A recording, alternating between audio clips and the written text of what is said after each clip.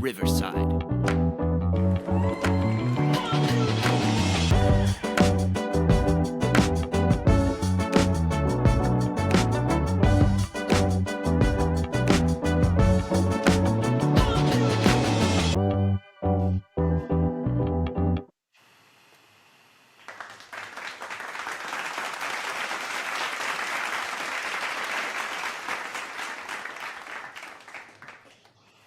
Welcome, everyone, to another episode of Who is Kyle Graham podcast. Of course, I'm your host, Kyle Graham. Thank you for joining me this week. I'm still working on getting a better intro, so don't worry about that. That's in the works. Again, thank you for joining me this week. And as always, to get updates on upcoming episodes and bonus episodes, press the subscribe button on any of these platforms: YouTube, Spotify, Amazon Music, Apple Podcasts, Deezer, iHeartRadio, and whoiskylegrahampodcast.riverside.com. Just press subscribe, get notifications of brand new episodes and bonus episodes that will be coming your way throughout the summer. All right, let's get to it. So this week's episode is When Does a Joke Go Too Far? And as recently, due to the Kevin Hart roast that happened last week, a lot of this topic of freedom of speech comes up and what's a joke and what's not a joke. Now, like I said, this is not a political show, far from it. But I did say some of that stuff bleeds into the entertainment, so I will touch up on it and not get too far off in the weeds or get down deep in the rabbit hole. But when does a joke go too far? Comedy itself is very subjective. Comedy is a very difficult, I think most likely the most difficult art to do, because everyone's level of comedy is different. A lot of people don't find what I find funny, and what they might find funny, I may not. I mean, it's not right or wrong. It's just difficult to make people laugh because everyone has a certain type of sense of humor. It's crazy. Some people like slapstick comedy, pie in the face, tripping over, themselves and falling and love it, and it's hilarious. Some people like myself kind of like more of the dry humor, more cerebral type comedies that I like more, where you gotta listen to what they're saying to get the punchline or get the joke. Like shows like Seinfeld, Frasier, and most recently Abbott Elementary, and The Office. Those are not really slapstick. They may have some moments with slapstick, but the majority of the time it's more cerebral, more of a dry wit or whatever that you have to kind of hear the joke and how they deliver the punchline and so forth. And when does a joke go too far? Now, most recently, people have been very, very sensitive about certain topics that you can joke about or should joke about. Now, with a comedy roast, if y'all don't know what a roast is and you think, it's the first time it ever happened, a roast has been around for decades. And it started being televised, I think, maybe in the early 70s with Dean Martin roast. And what it is that they take a celebrity and they get their peers and put them on a dais and they roast that person and everyone around them.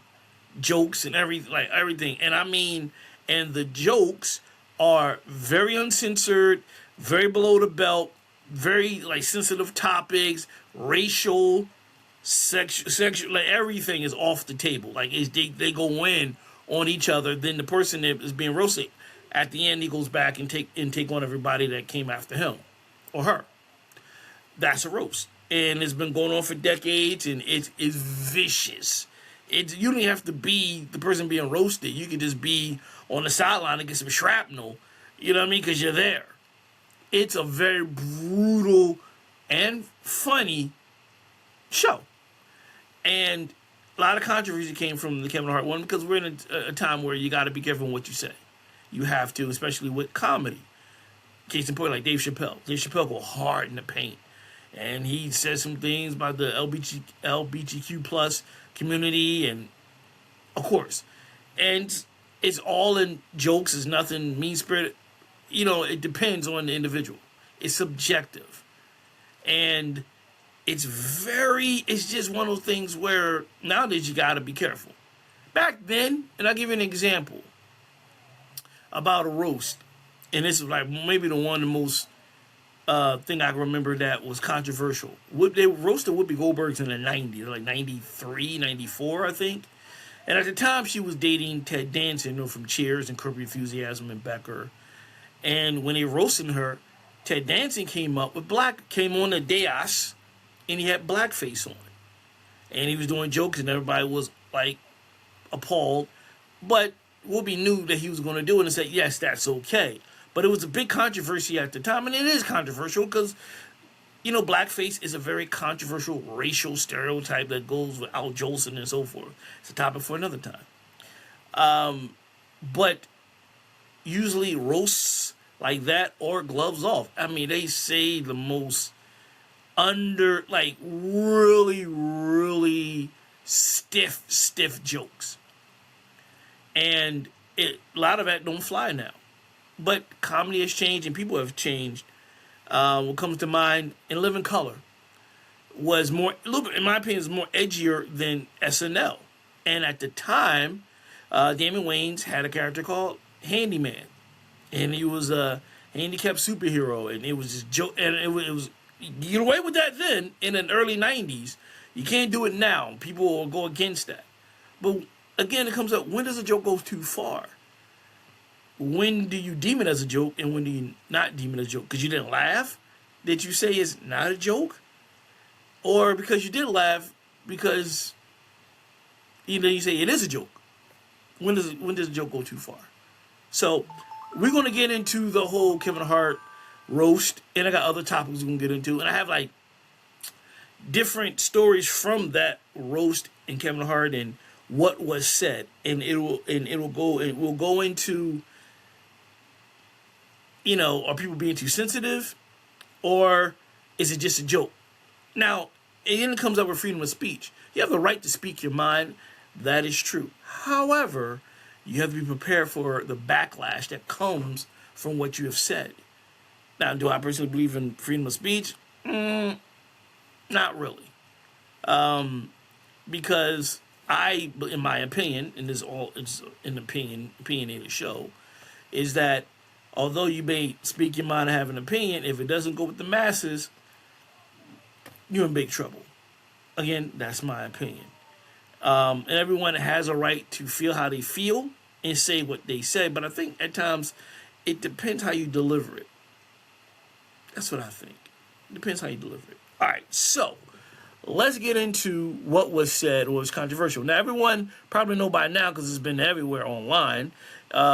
It was the George Floyd joke that was said at Kevin Hart's roast. And everyone was appalled that Tony Hinchcliffe, white gentleman, said a joke and Kevin Hart laughed. So fans ripped Tony, Kevin over yet another roast joke. Now, I got in this other stuff that's in here that Tony said. I'm going to get to that next. But let's start with this one here. So it says, George Floyd's family and friends are appalled Tony Hinchcliffe was invited back for a Netflix roast, and they're blaming Kevin Hart for allegedly giving Tony the green light to do another joke about George. A joke they didn't find funny in the slightest. Spokesperson for Gianna and George Floyd Foundation tells TMZ, Kevin's condoning of Tony's joke is sad for the culture. Tony was among the comedians roasting Kevin during his set that he proclaimed, the black community is so proud of you right now. George Floyd is looking up at us all laughing so hard he can't breathe. We're told George family and friends feel like Kevin should have told Tony to stay off that topic, if nothing else, and they're baffled and disgusted by Tony's apparent obsession with telling George Floyd jokes. Excuse me. During the Tom Brady roast, Tony joked that Robert Constantine looked like the final boss in George Floyd's The Video Game. George Floyd's daughter Gianna is 12 years old now. She was only 6 when he died. And the foundation says she's being bullied in school, so it sounds like the jokes aren't helping. We're told George family and friends feel Tony is a racist comedian, and they're wondering how Kevin would feel. How would Kevin feel about these jokes if one of his friends died instead of George? Bottom line from the foundation, We are trying to rebuild things for our community and make things better in our community. Let's try to be a little bit more positive and not sit up there doing colon inspection by white comedians. Wow, that's deep. All right, let's start with that.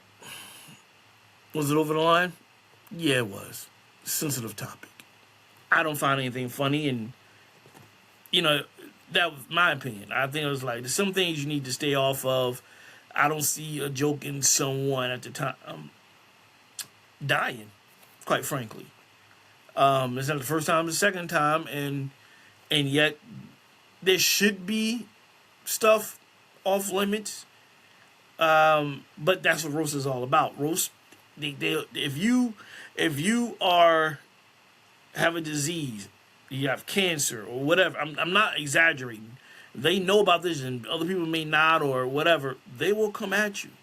Now, in a few minutes, Tony Hinchcliffe went after SHERYL Underwood about her husband's death. We'll get to that in a minute.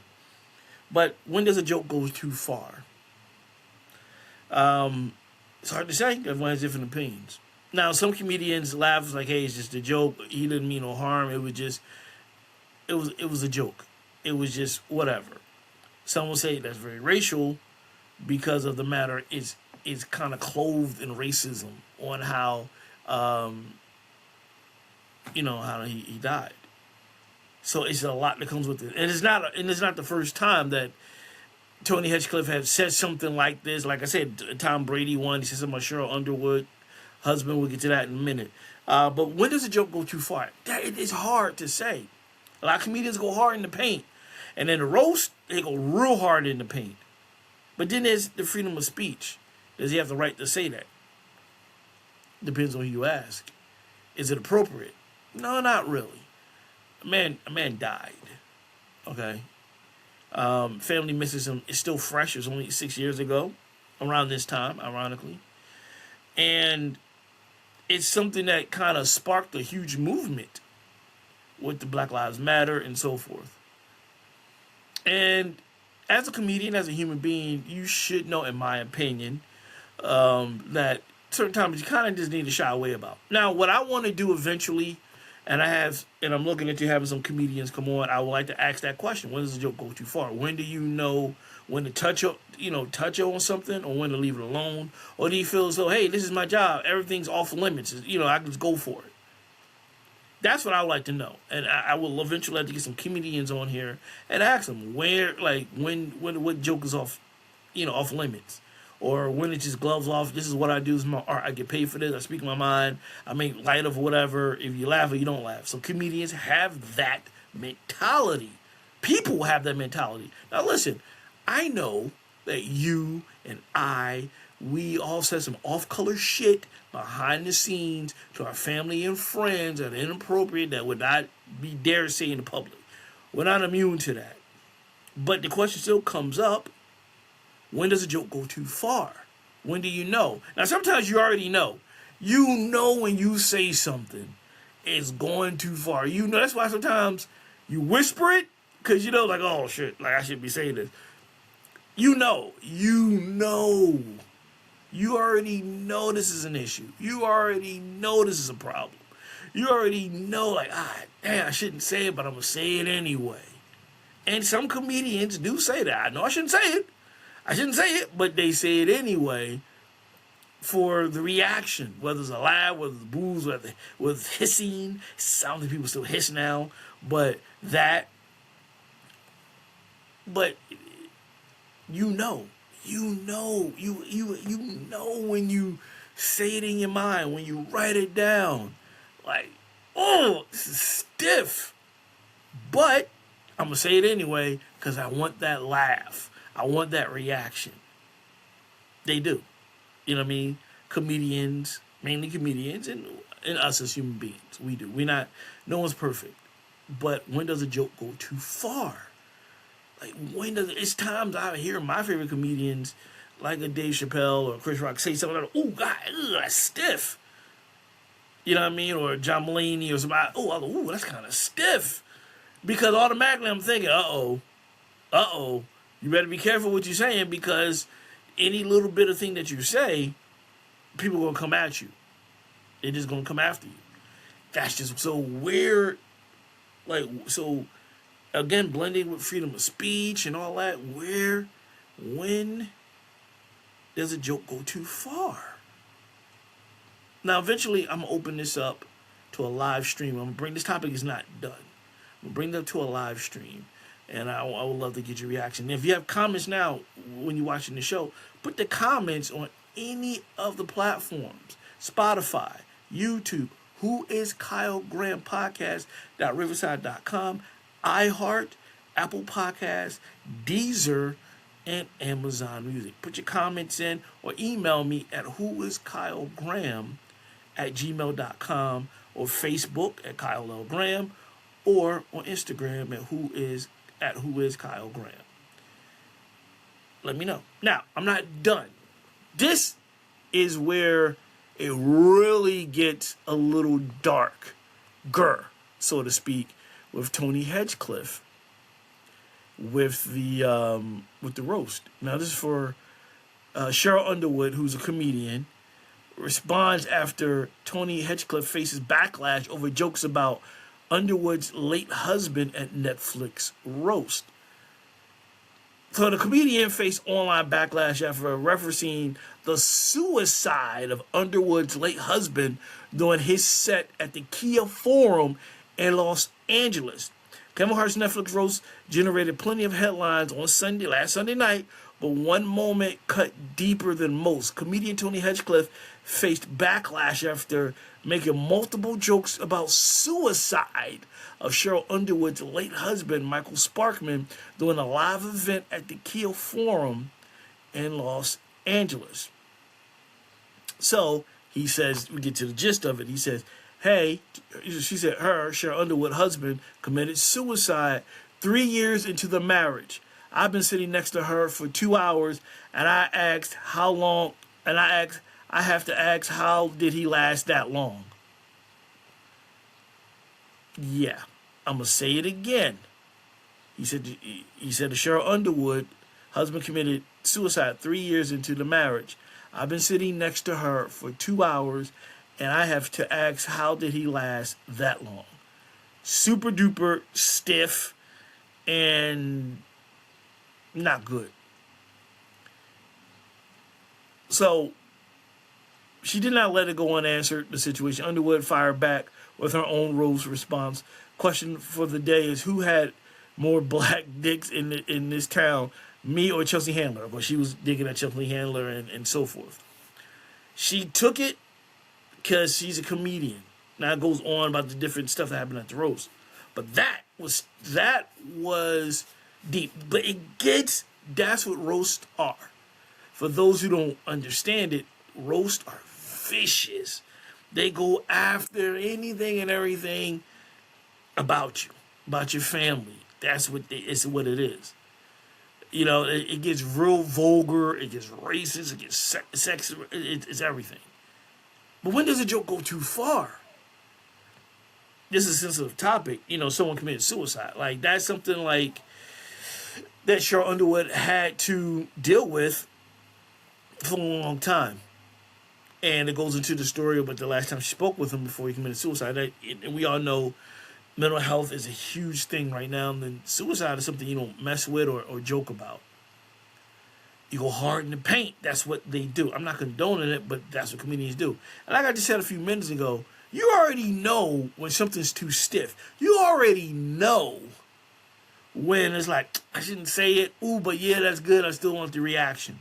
People, it's a drug. The reaction is a drug. Whether it's laughter, whether it's booze. Like, I got an emotion out of you. I got a response. They'll say, some people say there's no bad response. The only bad response is no response. You dig what I'm saying? So if you get booed or cheered, hey, I touched a nerve. I got you responding to me. You were listening. No response like, oh, that's bad. You understand what I'm saying? So a bad response is a no response. A good response is you're responsible, whether booing, hissing, or cheering, or clapping, laughing.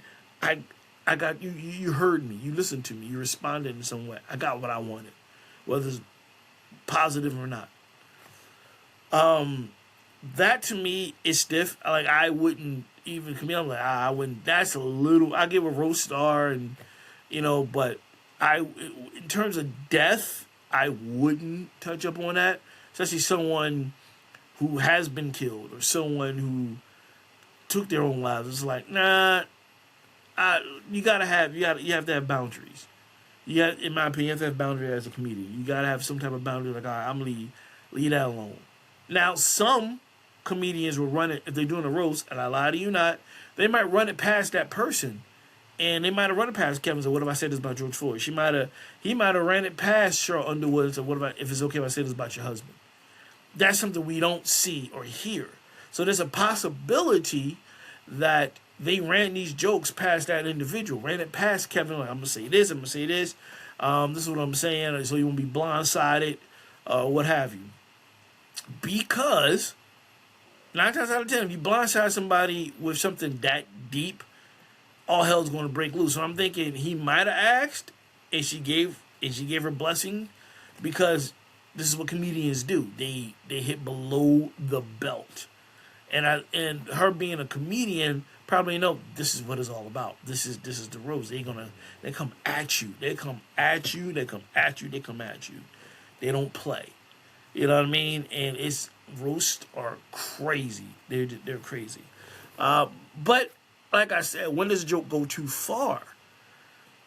And I think, in my opinion, I was like, all right, you got to ease up on that. Like, suicide is something that you shouldn't joke about at all. Someone being killed, who's screaming out they can't breathe, is not funny,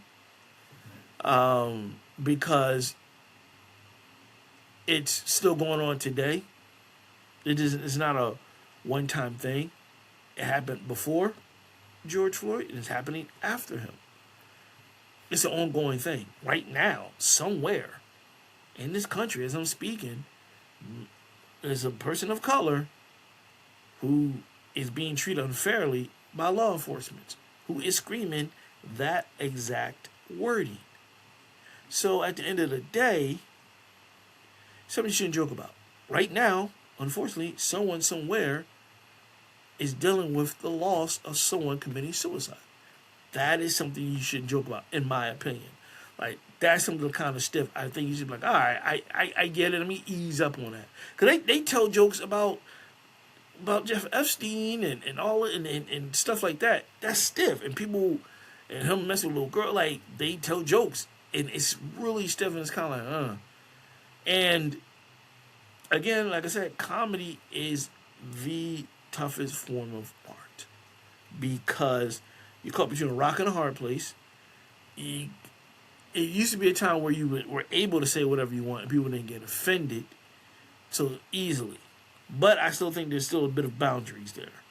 You know what I mean? Like, there's certain art, certain things, kind of like, all right, let me ease up. I go hard in the paint, well, let me ease up a little bit on death, or someone, again, with being killed, or being molested, or being whatever.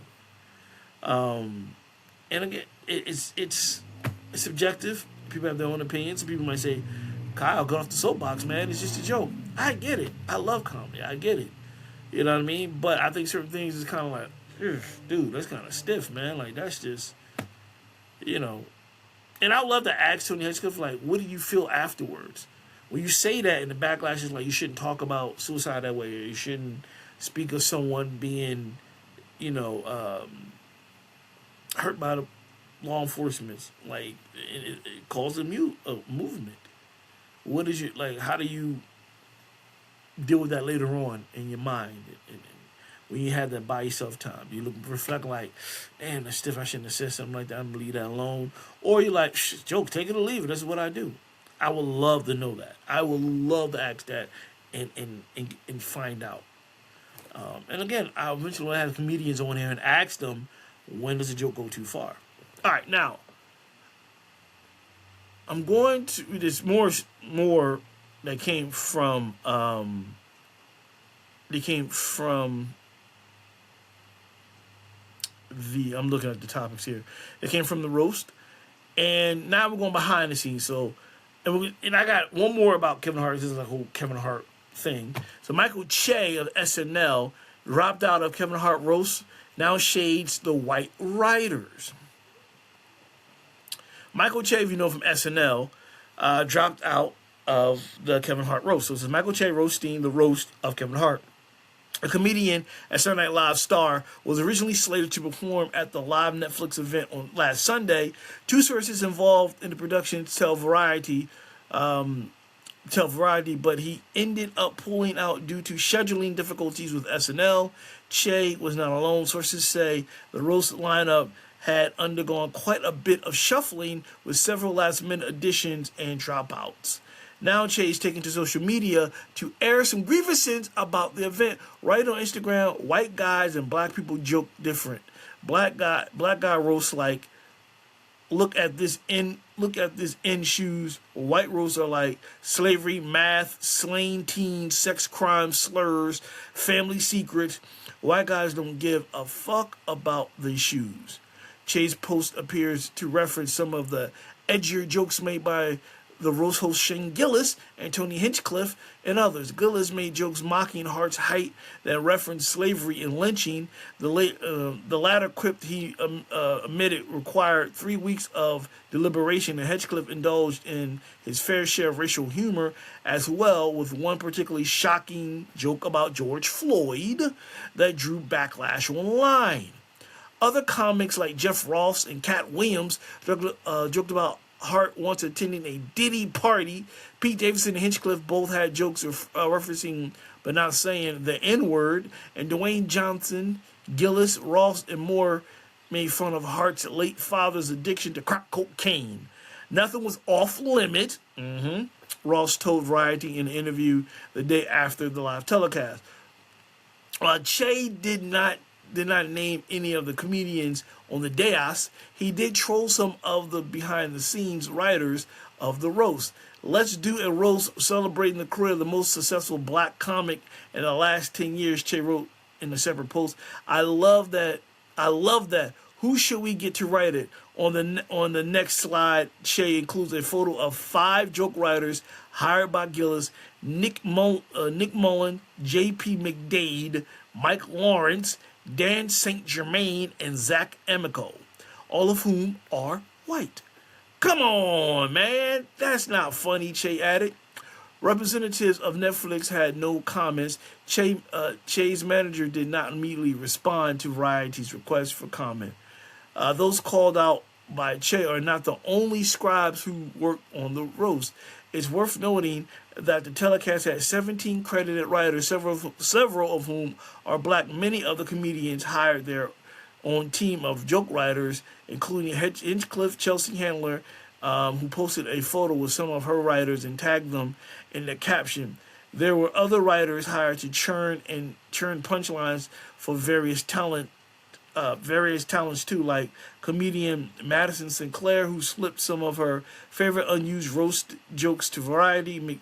McDade, for one, cheekily acknowledged Che's diss by resharing the post, but the only photo, not Che words, don't swipe, McDade wrote. What is interesting about this is that, of course, we never know what's going on behind the scenes, and I am aware, because this is what I like and I look into, that celebrities who are not comedians, they'll have someone of a comic writer write up their jokes for them. So Dwayne Johnson's not a comedian, so he has somebody for him. Some comedians are comics, but do not specialize in comic roast. Will get someone who's good at writing comedy jokes, like roasting someone, different than telling your story or whatever. So they get comedy, they hire roast masters, so to speak, that can write, like Jeff Ross, who's like the top notch dude that can really give it to you when it comes to roasting. So they have their own little team. So maybe because of the fact that Shane Gillis was the host, and he might know, and maybe when Che was there at the time, the majority of the writers were white, and maybe only a few were black, and maybe that's what he's referring to. So they say, oh yeah, there was 17, but maybe out of that 17 total writers, maybe one or two, or three were African American. You know what I mean? Only Che knows for sure, and I'm sure he has insight. But it's no secret when it comes to African American comedy, there's always been, for the most part, white people try to write for black comedians, and it doesn't work because you don't have our flavor, you don't have our je ne sais quoi, our experience and our swag, dare I say. But a lot came from this roast, and I didn't watch it because off the bat, I already knew there'd be a lot of N-words flying, and I'm not a big fan of stuff, of N-words being on a lot of things, especially at a live event when there's a lot of white people in the room, and it's like, you feel comfortable saying this word? Like, it's just, whether it's an A or ER, I think it's a horrible thing. And I'll go on that rabbit hole or another time as a topic, and it's pretty much when is the right time to use the N-word. That'll be coming up soon. Might not be next week, but that's a topic that I will do a very, very deep dive. And I will be calling out TV shows and movies and actors and directors and writers who frequently love that word, lives on that word, sleeps with that word, make love to that word, and wears it as a badge of honor and should tattoo that shit on their body since they use it so many times. I'll stop right there because I'm about to go get off the course of what I want to do for today's show. But that's for another time. But again, I'm sure there were more than a few African Americans writers there. I think it was probably more white than black. That's what I'm thinking what he meant. I don't know. Now, I got one more with Kevin Hart because he's just been in the news a lot, and I guess no news is good news. But he's been dealing with some stuff here. All right, so it's, let me see here. About Kevin Hart's company. So Kevin Hart business empire, no laughing matter, chaos behind the scenes. It's been a crazy week for my man.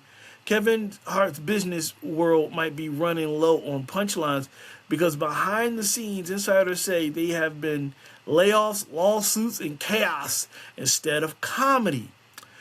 A new Bloomberg report claims that the comedian's once booming media empire, Heartbeat, has seriously downsized in recent years, with exec shakeups and stalled projects, canceled staff meetings, and multiple rounds of cuts gutting the company from the inside. The drama reportedly escalated after Kevin quietly struck a deal in January with Authentic Brand Group, the company behind celebrity brands tied to stars like Shaquille O'Neal and David Beckham. While the announcement sounded like a power move, the report says the deal also gave Hart money to buy out his private equity partner and move his endorsement business into the hands of Authentic. Employees allegedly fear that was the beginning of the end, especially as Hart was reportedly became more removed from day-to-day operations, leaving a small group of executives to steer the ship while he focused on filming movies and other projects. The company, once valued at a rough $650 million, reportedly struggled as Hollywood spending cooled off and projects not directly involving Hart became harder to sell. Insiders say several planned podcasts and productions never got off the ground, and layoffs continue piling up through late 2024 until this year. The report also describes growing internal tensions involving senior exec Jeff Callahan. Callahan, I might have said it wrong. Who allegedly pushed employees to support outside ventures tied to his own business and AI-driven projects.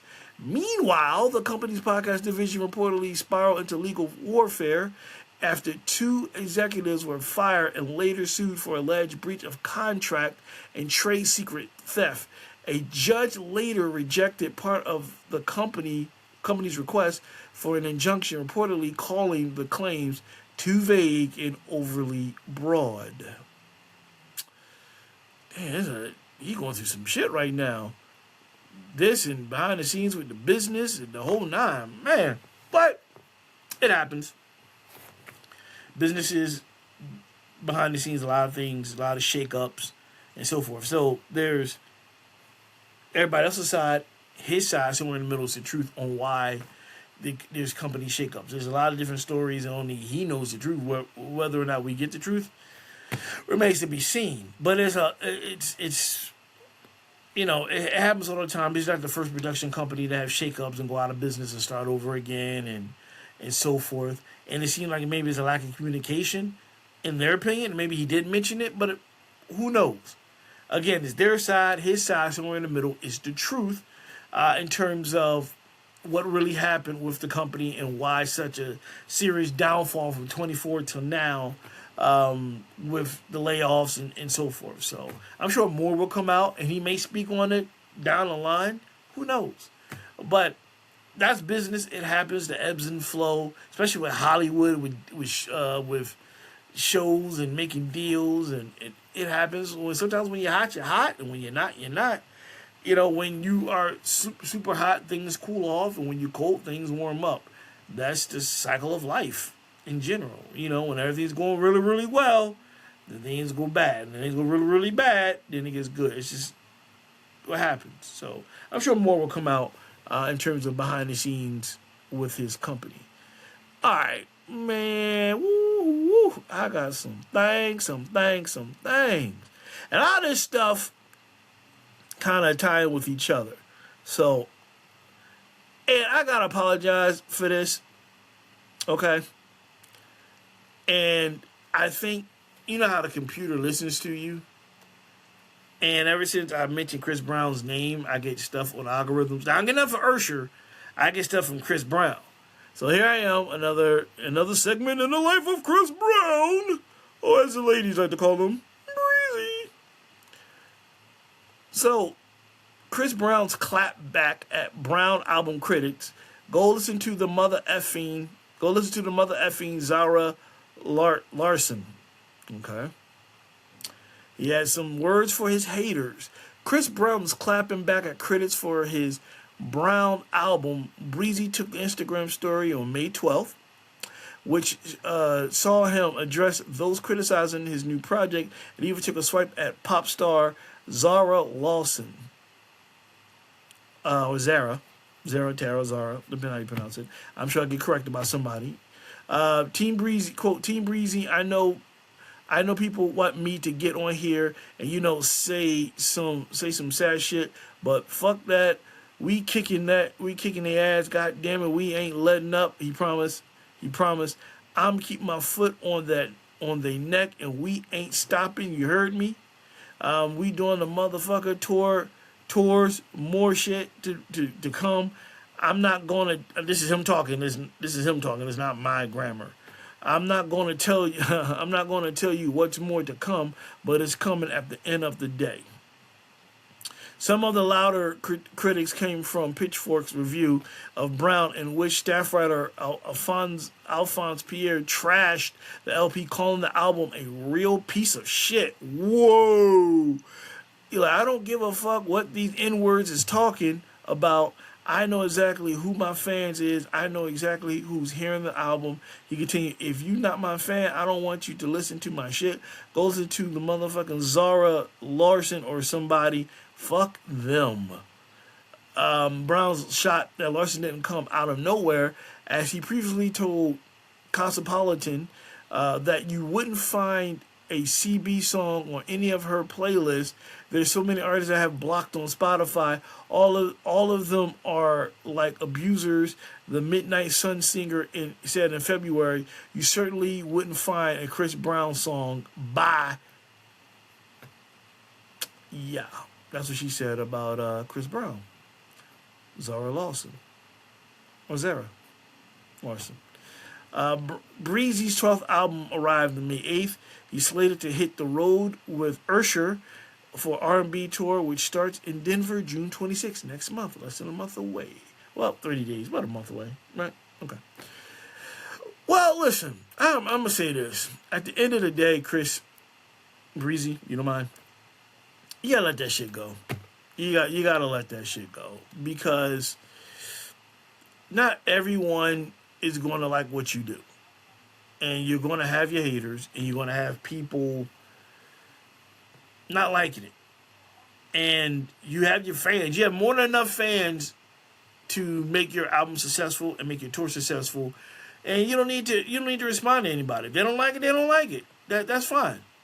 They have that right not to. You know what I mean? You prove them wrong. You go out there and you put the best show you can and show, like, look, I'm touring, people showing up, they love the songs I'm performing. They're fans of mine. And not everyone's going to like you. Not everyone's going to be a fan of yours.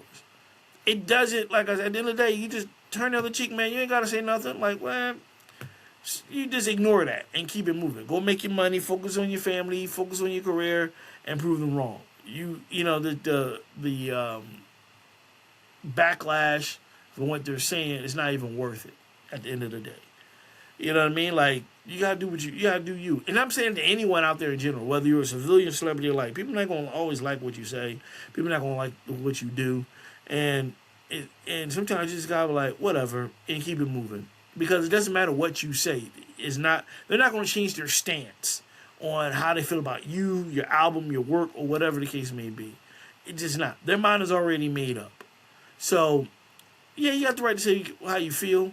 But at the same time, it's like, I ain't got time for that nonsense. You just keep it moving. You prove them wrong. You stay in your lane.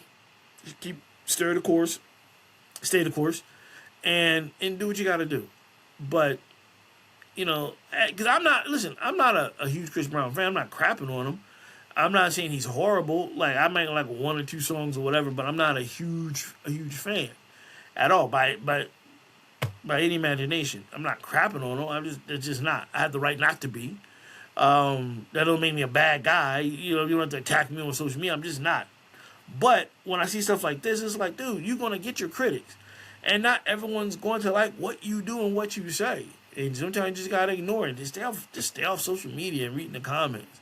It's not always positive. Because I bet you that what they say in the comments, they won't say to your face. No.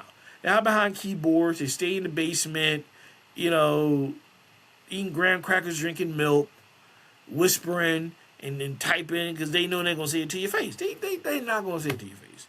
So anyone can talk shit behind the keyboard.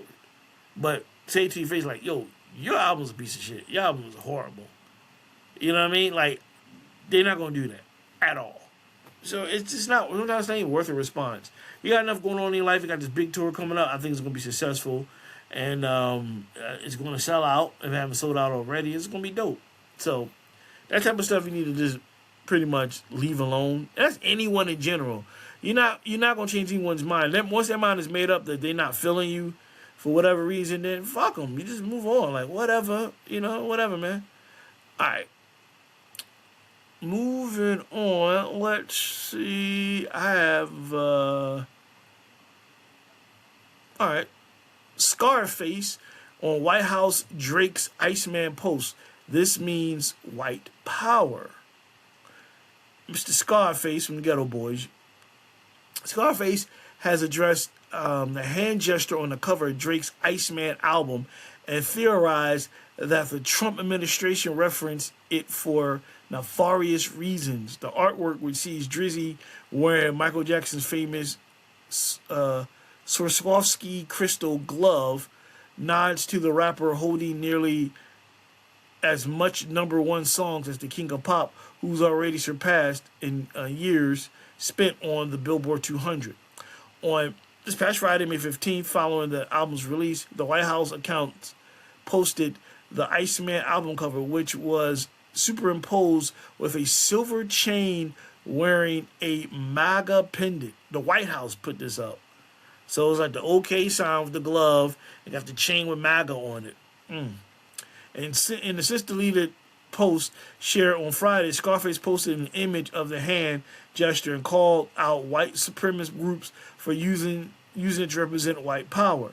This means white power. The word MAGA was hyped at the bottom of the hand gesture and on Drake's album. The Southern rap legend captioned the post, quote, "And I know they know what that meant because I know what it means. How could they not?"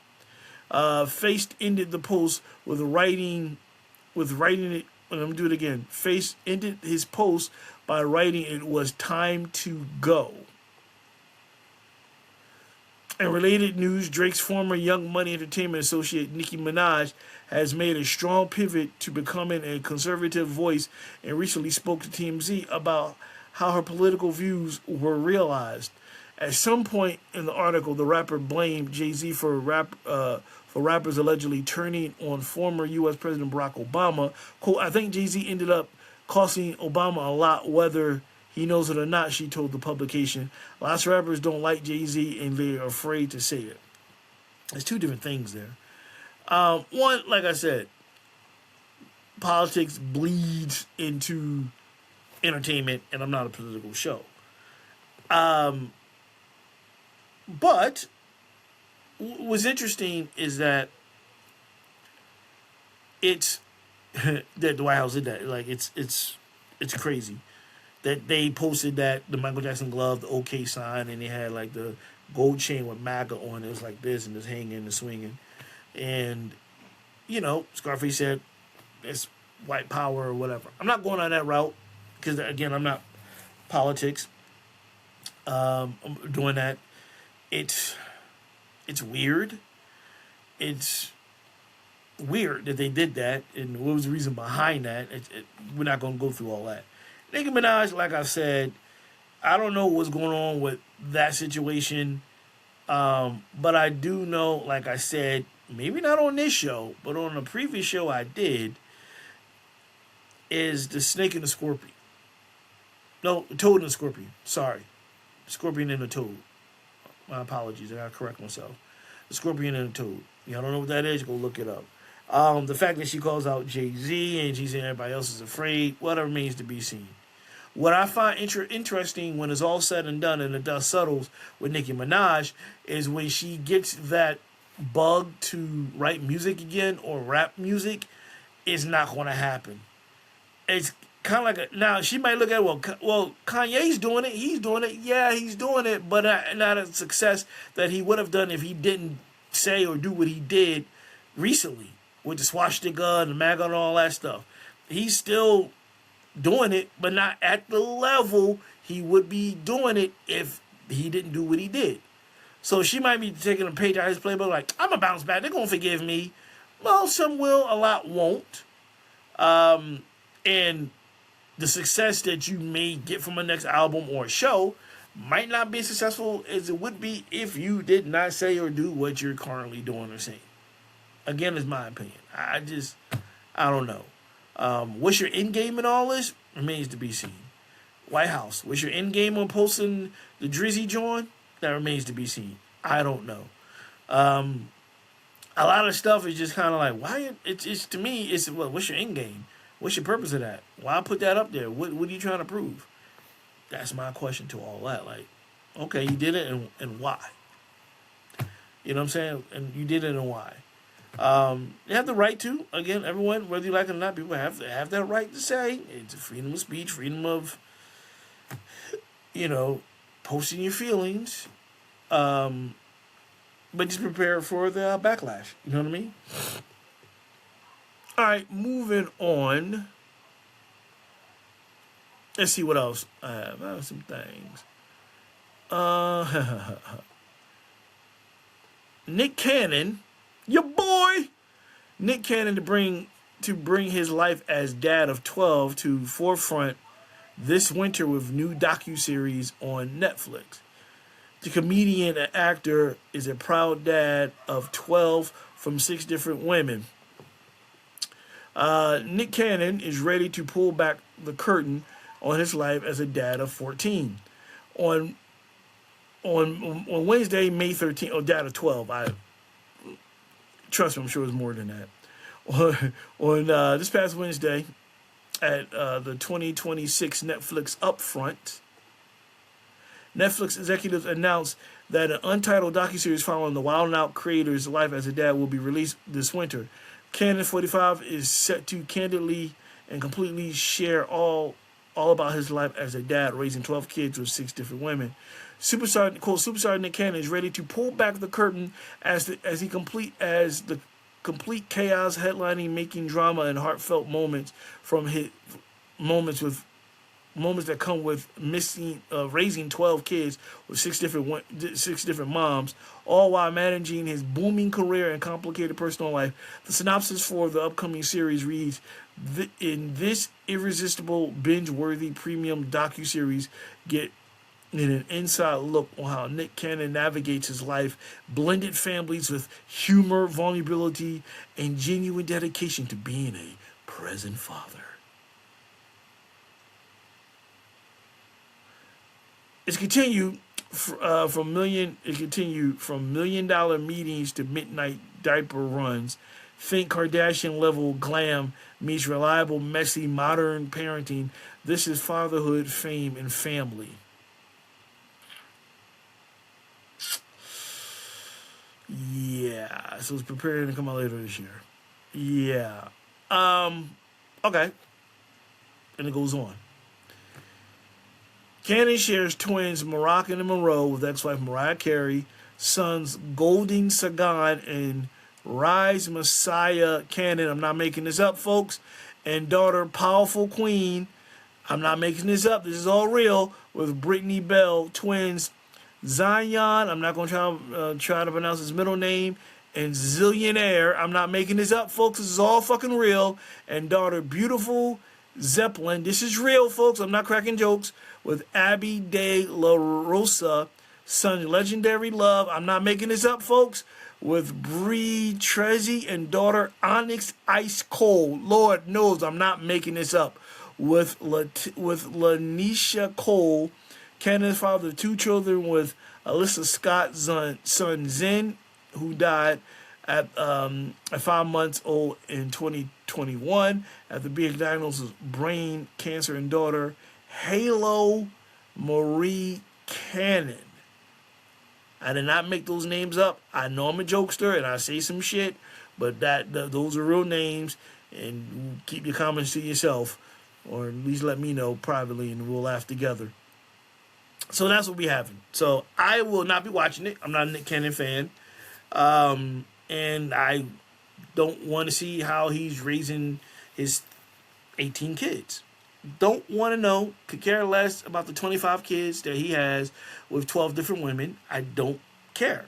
I never was a big fan. Only thing I like about from Nick Cannon was one movie he did was Drum Roll, I think. That's probably the only thing. I'm not a big fan of his. Like, you're not the first father to be raising 30 kids on his own, except you're a millionaire who makes money, so you can take care of them. You can take care of all 40 kids. So, there's people out there who are struggling and check their check. And you want to, I work hard, building an empire, raising my 60 kids. And, this is stressful. All these women. Oh, I'm a celebrity. Oh, so hard. Oh, gosh, it's hard being Nick Cannon. Oh, wow, so hard being Nick Cannon. Oh, it ain't easy being me. Oh, wah, fuck you. No, I don't care.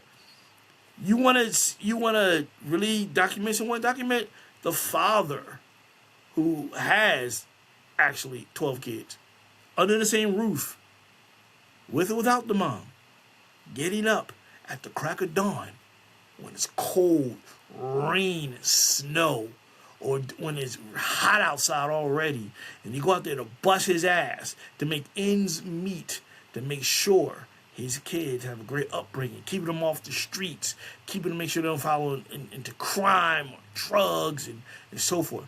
That's a documentary you need to have. Not some pompous ass, bullshit ass millionaire who don't want to put a fucking condom on and fuck every different woman he sees and have all these fucking kids. Oh, it's so hard being the father of 80 kids. Oh. Not watching it, could care less. Could care less. That's not a story. That's not a story. That's not struggling. You are a millionaire. You have money. The women, I'm sure the women, especially Mariah Carey, has money. Let's talk to the people out there, the real blue-collar people that have the 12, 13, 10, 6 kids living on one income, shoved in one-bedroom homes, apartments, studios, barely getting by, trying to keep food on the table. That's a story. That's a documentary. Not some pompous asshole wannabe comedian. Like, who? I don't want to see. No one cares. No one can relate to that. They can't relate to that. The only thing they relate is the fact that you have a lot of kids. You know, you have 90 kids. That's the only thing. Oh, I have kids too. That's it. But when it comes to finances, no, the real people out there that gets up every day and take care of their kids and do overtime and deal with bullshit and doing jobs that they don't love doing, had to sacrifice for their kids. That, my friend, is a documentary. That is something I would like to see. How they keep their family together, keep them off the street, keep them on the straight and narrow. Excuse me. That is a story. That's what I want to see. So, I'm not watching that shit end of the year. I can care less, give it 2 thumbs down. How you get the thumbs up? You know, double thumbs up, 1 thumbs down, whatever is thumbs down. Give it double thumbs down. I'm not watching it. I can care less. Boo hoo hoo. I'm rich and I have different kids. Oh, this is how I'm doing my empire. I'm, $1 million empire, and then I'm cheating neighbors. And okay, what's entertaining about that? You're not doing nothing different. You know what I'm saying? Find me a real person here in the city of Philadelphia, New York, Chicago, Detroit, Baltimore, LA, South Central, whatever, that's right now getting ready, because this is a Sunday I do the show, getting ready for the next day, that Monday morning, about to get ready to work at night, do the night shift. You see what I'm saying? Who's sleeping right now, and they got to get up to do overnights. You know what I'm saying?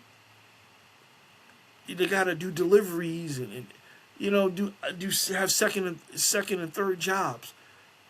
That's a story, and how they rise to success and keep going and still pursue their dreams, and give examples to their kids like, hey, you can still make it. You don't have to do anything illegal.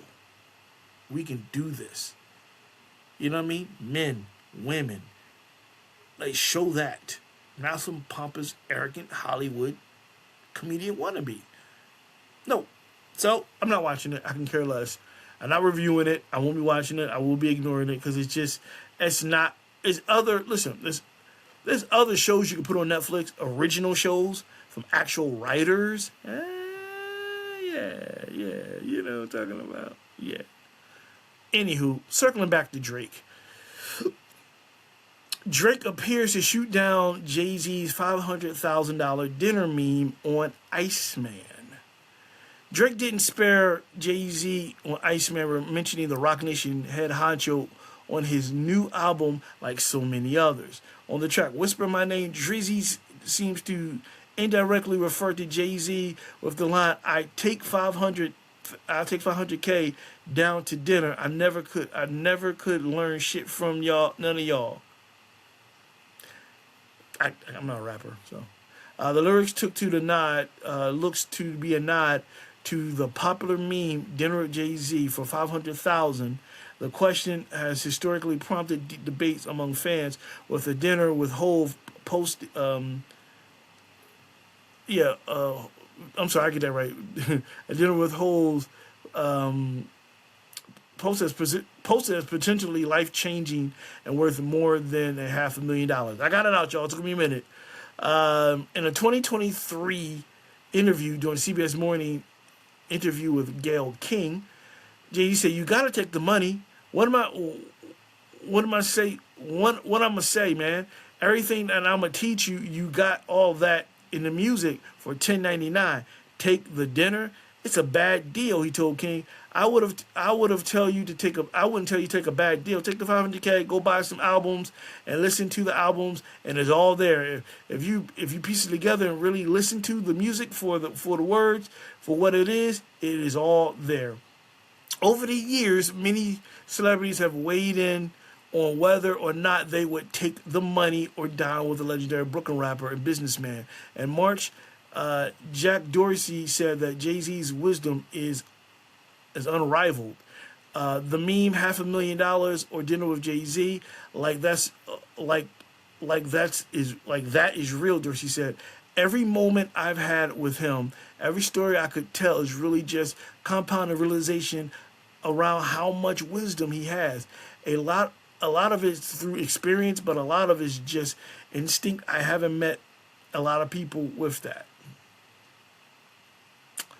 You know, I was asked this when it came out, and I mentioned it on my original show. And I said, take the money. And take the money. And people, oh, well, what about, his wisdom and his opinion and whatever. His journey is his journey. Your journey is your journey. Now, he says, piece his albums together, he's telling you. Well, okay, do you want to stand on the corner risking and selling drugs and not getting arrested or going to jail? It might not end well for you. His journey is his journey. Your journey is your journey. Yeah, he showed you how to do it, but his journey starts with selling drugs. Is that what you want to do? You want to sell drugs? You want to follow that? That's it worked out for him, but it might not work out for you. Everyone has their own journey, whether you like it or not. Whether the person next to you look like theirs is better than yours, you don't know. So you take that 500 G's and invest in what you want to do. Advice can come and go. His advice may work, it may not go. All you have is a very expensive meal, an engaging conversation with one of the great MCs of all time and smart businessman, but that does not mean it reflects on you. It doesn't mean shit. It's his opinion, his advice. It may not go the way you go. I'll tell you a story. My man, Jason Gilmore, brilliant screenwriter. He's in LA, and he's gonna be big, man.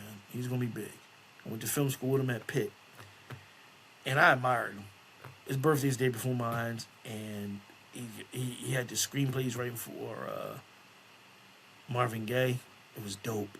And he was setting them to go to L.A. And I tried to follow behind him and do exactly what he did. Well, my road went differently because I ended up going to New York. He went out to L.A. He's from Toledo. We met in Pitt. I'm from Philly, obviously. His road is different than mine, but our goal is the same. So he's doing his thing out in L.A. I'm back in Philly, but I'm still doing my thing. It's a short version of that. And I didn't think a podcast would be my thing to be writing or my path to get to where I want to go. But it is. That's my path. This is my path. My book that I completed that I'm working on getting edited and published soon, that's my path to writing films and making movies and so forth. And I tried to follow behind him. I really did. I tried, he did it this way. But it wasn't for me. You gotta surge your own path. You gotta surge your own way. It's great to get advice, and you take that advice and sprinkle it and do what you do. But you may not get the same results as that person who gave you the advice. You're not. It's not. So he said, piece it together. Piece of it is like, standing on the corner, palms folded, cracking my palm and all. You don't want to do that. You don't want to do that. You don't want to go the illegal route because he started illegal, then became legal. And then what if you don't want to rap? What if you want to do something else? You know what I mean? He's talking about rap. You might be talking about owning a franchise of dry cleaners like George Jefferson or barbershops. So it's like he showed you some things, and maybe he might have showed you, the grit and the hustle to get what you want. But you ain't got to go down a legal path of selling drugs. You don't have to do that. So I would take the 5K. For me, I can speak for myself. I'm smart businessman, put it behind what I want to do. Put it behind the show, put it on the book, whatever. I don't need someone's opinion / advice because it might not work for me. I need something right there, cash in his hands. I don't need a nice steak and some wine. No, I need cash. I don't need your verbiage. I need cash. Unless you're going to invest and help me, there's nothing we can talk about. And he's right, take the cash. I don't need the album. It's just, like I said, if anything comes from the album, is your grit, it's your struggle. Your hustle. Get what you want. Don't give up on your dream. No matter how old you are, how long it takes, you keep going. Whatever it is in life. Don't let anyone tell you. What I would say to you is, and it won't take a dinner for me to say this, and I'm in this position one day, would you like sit down with Kyle Graham or take the money? I'm like, well, take the money. And what I'm gonna say to you is not gonna take a meal. It's stick to your dreams. Don't give up, no matter what. And like my man Kamal Johnson told me years ago, as long as you got breath in your lungs and you're alive, the dream is still alive. So you keep going. No matter how old you are, man, you got to keep going. I'm going for mine. People laugh like, oh, you still trying. You haven't made it yet and all that. I hear it. I ignore it. I keep going. You got to keep going. Because you're going to get the obstacles. You're going to get things that come out of nowhere. Life be lifing. But you got to tiptoe around that, believe whatever high power you believe in, and you get it, and you got to go after it. Don't stop. You stop when you're dead. You keep going. Because when you stop, you may regret it because you may be that close to what you want to do. Whether it's in entertainment or whether it's regular stuff, whether it's trying to make it to the corporate top of your company, buying your company, or whatever the case may be, whatever your dream is, you keep going. You keep doing it. And like I said, not everyone's journey is the same. Some journeys may appear easy, maybe have been easy. Some may not, or may look at it, may not be. But you got to focus on your own thing. Take the money, use the money, invest it. Forget the dinner. Come back later, have the dinner with him. You know what I mean? And sit back and was like, yeah, I did this without your advice. You know what I mean? Staying with Drake. Well, how to Drake? Because he came out. Drake, this is LeBron James, DJ Khaled, A$AP Rocky. More on a triple album release. Drake didn't just drop 3 albums. He dropped a grenade on half the industry. Rap superstar surprise release ICEMAN, Habib, and Maid of Honor all at once after a massive Toronto live stream event. And fans immediately started dissecting the lyrics for apparent shots and aimed at everyone from LeBron James to Rick Ross, A$AP Rocky, and Kendrick Lamar. On Make Them Remember, he appears to go straight at LeBron with the line, I even be shocked to you in the arena because you always made your career off switching teams.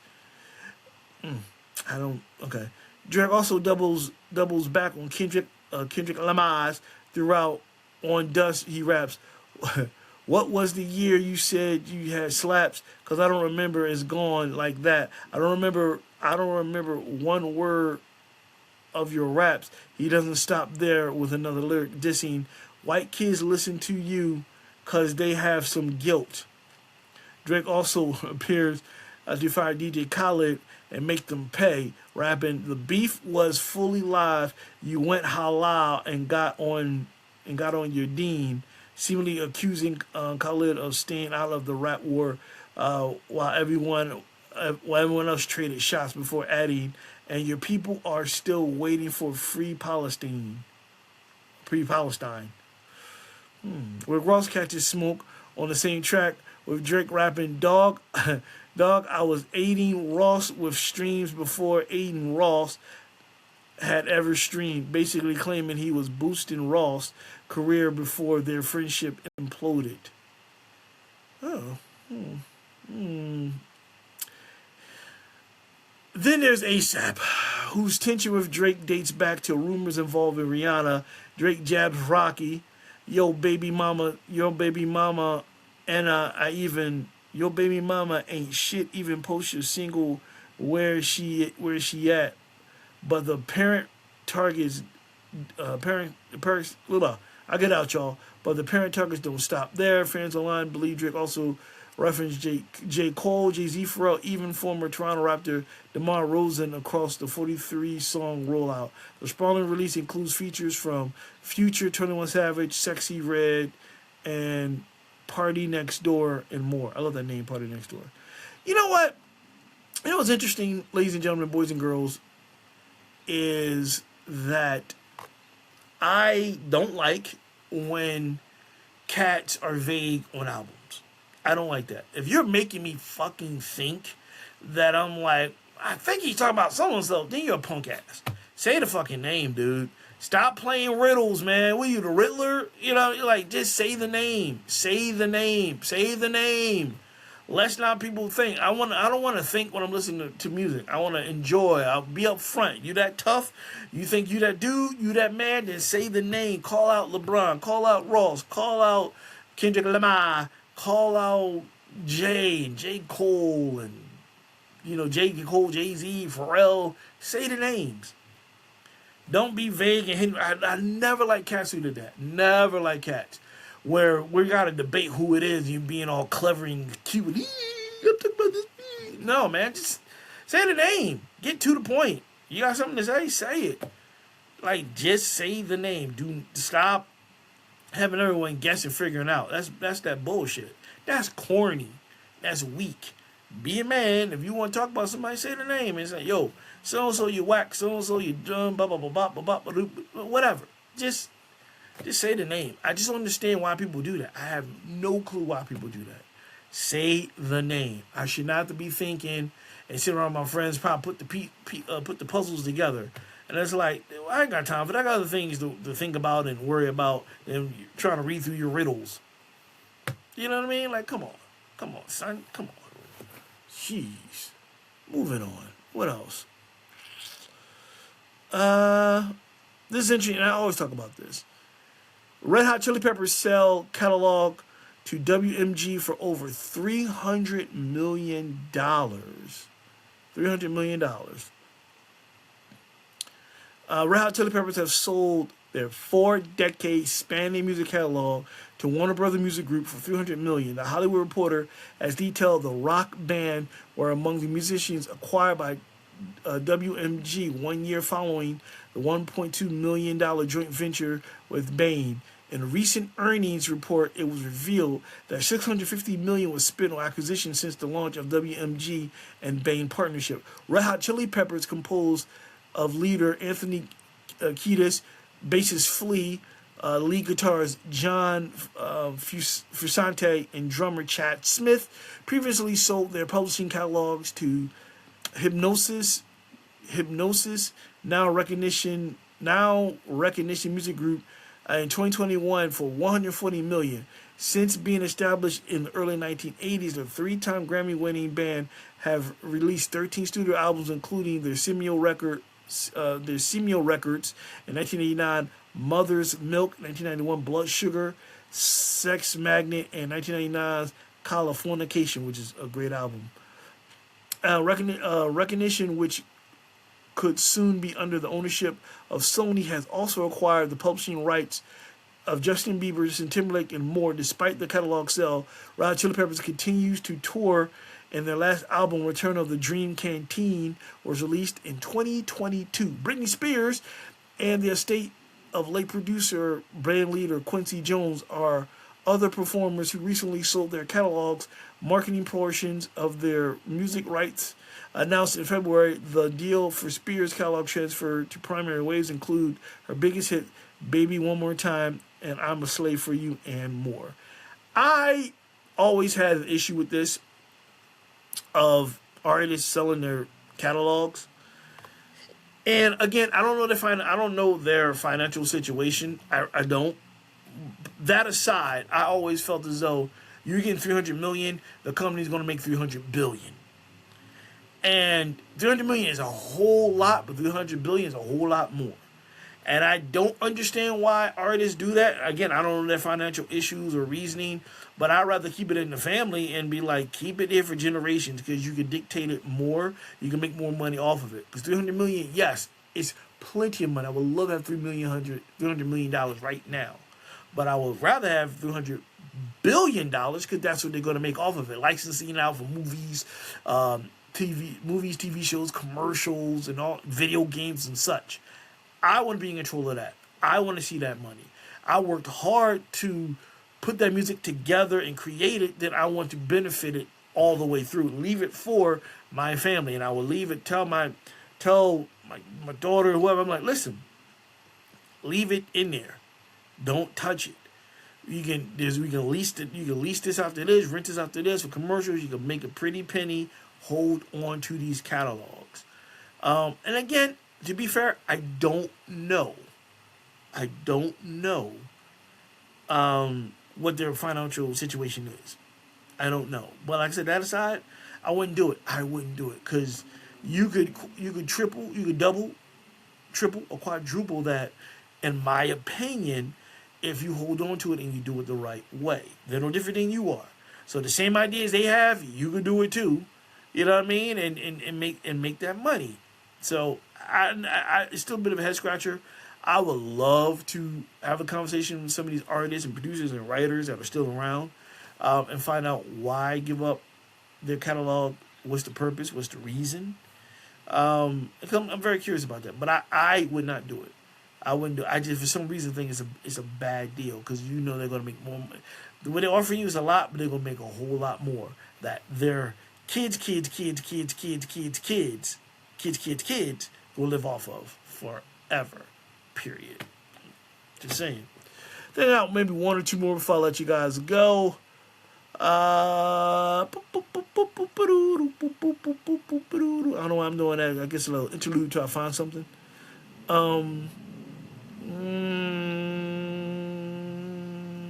This is a good one here.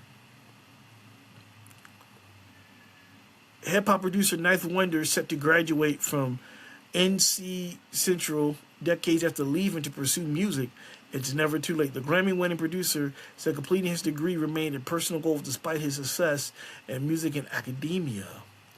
Hip-hop's producer Ninth Wonder, always was a dope name, is set to reach a long-awaited milestone this past week, graduating from North Carolina Central University over 3 decades after first enrolling. The Grammy-winning artist, whose real name is Patrick Denard Douthwaite, shared the news in a personal message on Instagram reflecting on his journey. He described the moment as the fulfillment of a lifelong goal that remained unfinished despite a successful career in music and academia. 29 years later, what a ride, what a journey, he wrote, noting that earning a college degree had been the top of his list since childhood. He wrote at the time, "This Saturday, after 26 years of dropping out of school to pursue a dream, I finally get to walk across the stage at the school where I met friends, family, and even taught students," he continued. Ninth Wonder initially left school to pursue music, eventually becoming one of the most influential producers of his generation. He gained national recognition as part of the group Little Brother and later worked with major artists across hip-hop. His production style helped shape the sound of the early 2000s rap. Beyond music, he built a strong reputation in education. He has taught courses on hip-hop and culture at institutions including Duke University, Wake Forest University, and Harvard University, bridging the gap between academia and the music industry. Despite these achievements,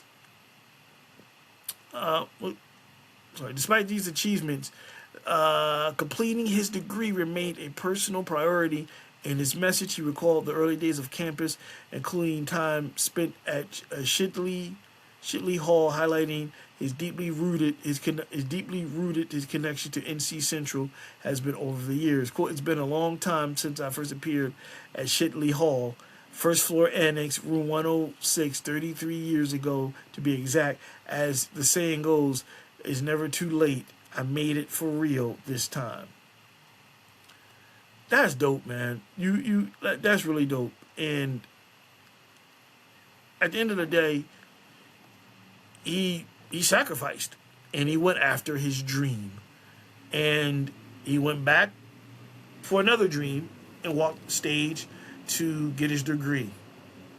And that says a lot, sacrificing. And as a perfect example of what I just said, go after your dream. He sacrificed. And he was like, his first dream was like, I love music, I'm going after it. His second goal in the dream was like, I'm going to go back and finish what I started. And he did that, and it's good to see that, Ninth Wonder went back, got his degree, and it's something to be proud of. You know what I mean? And college is not for everyone. It's really not.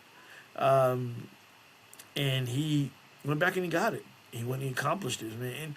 It's possible. All things are possible. Believe whatever high power you believe in, and you go after it. You got to go after it. It's gonna be some sacrifices. You're gonna make some decisions, good and bad. There's gonna be some delays, but let it be delayed. Don't let that delay you from doing what you want to do and getting it done. Don't let that stop you. Don't do it. Don't do it at all. Keep going. Keep pushing. And go for that. You know what I mean? I think I have one more before I let you go. Let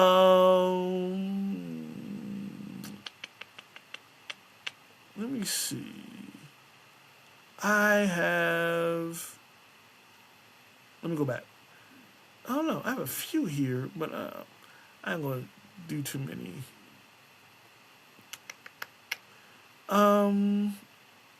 Let me see. All right. Taraji P. Henson on Debbie Allen's Joe Turner's Come and Go intermission announcement. Theater is not for punks. Fine ass Taraji. That's not what it says. That's what I'm saying. After making her Broadway debut last month, Taraji P. Henson is opening up about the challenges of performing for a live audience. A Golden Globe winner who plays Bertha Holly in the current revival August Wilson's Joe Turner's Come and Gone at the Barrymore Theater recently commented on director Debbie Allen's pre-recorded intermission announcement, asking audience members to silence their phones and behave. Such recordings are a common practice at Broadway shows. Theater is not for punks, okay? Theater is for the strong, she told this article. You have to have discipline. I love that it's a living organism. Henson continued, you can't do theater and forget the audience. That's why every show is different. You've got to work through it, and the cell phone ringing might make you. I'll do that again. The cell phone ringing might make me throw my line, but I got to stay in character. With Henson flexing her theater muscles amid the Broadway debut, the actress admitted that she accepted the role in hopes with working with longtime friend and supporter Allen, who awarded Henson a scholarship before her acting career took off on a feature adaptation of the 1984 play. Before I didn't have the space on my schedule, she explained, of why she chose now to do Broadway. Also, as Debbie Allen, I'm no fool. I know they're making the film. That's how they got me. Debbie was like, we're going to do the film, but child, we got to do the play first. You like that, child? Okay, anyway. Henson added, I had actually spoken to Todd Black before about being in one of August Wilson's movies he was producing, because we were producing something together at the time. He was like, tell me which character, which play, and we both got busy. Not got busy, but busy with schedules. I don't want y'all to think getting busy. That's not what she... Anyway. Black previously produced Fences, great movie. Ma Rainey's Black Bottom in 2020, Fences in 2016, and Piano Lesson in 2024. Yeah, Broadway, stage acting, being on stage, period, is difficult. And a lot of people, especially on Broadway, when you're acting, you got to focus on your lines and stage cues and directions. And if your phone is going off or you're eating something like in the bag, that can throw them off because they're trying to stay focused. It's not like they can stop and redo it again. This is not a film or television show. They're in real time, and there's cadence, and it's hard. And it's nerve-wracking because people are watching you, and you have to stay the course. So any little small noise you hear, somebody drop something, somebody cough, somebody sneeze, you gotta stay focused. You gotta look at the character, follow the stage directions, and the whole nine. It's a very difficult thing to do. And only the best of the best can do that, whether it's Broadway or off Broadway. Being on stage, period, without any distractions, is difficult. It really is when you're acting or singing or even doing comedy, because you have a set to do, whether it's comedy or singing. Acting, you got to get through your lines, and you in your mind, you're like, all right, I'm going to say this, you say this. You try to remember your lines. People look, no matter how long you've done it, you just hoping that you do not forget a line of pivotal time, where to walk to, how to react, and any small thing can distract you, Period. It happens. So doing Broadway is not for punks. You gotta have thick skin. You gotta be focused. You gotta come correct. And you gotta do your best and block it all out. And become that character, live in that moment. You don't hear nothing else but the people on stage. That's what it's all about. And kudos to Fine Ass Shiraji for doing that. And Debbie Allen still looking good at damn self. You know what I'm saying? This guy over there knows what I'm talking about. All right. That is it, ladies and gentlemen, boys and girls. Appreciate you taking the time out on listening to this week's episode of the Who is Kyle Graham podcast. And remember, press the subscribe button. The show drops on Sundays and early Mondays mornings, and you get a notification once you press the subscribe button on these platforms of Spotify, YouTube, Amazon Music, Apple Podcasts, Deezer, iHeartRadio, and Who is Kyle Graham podcast.riverside.com.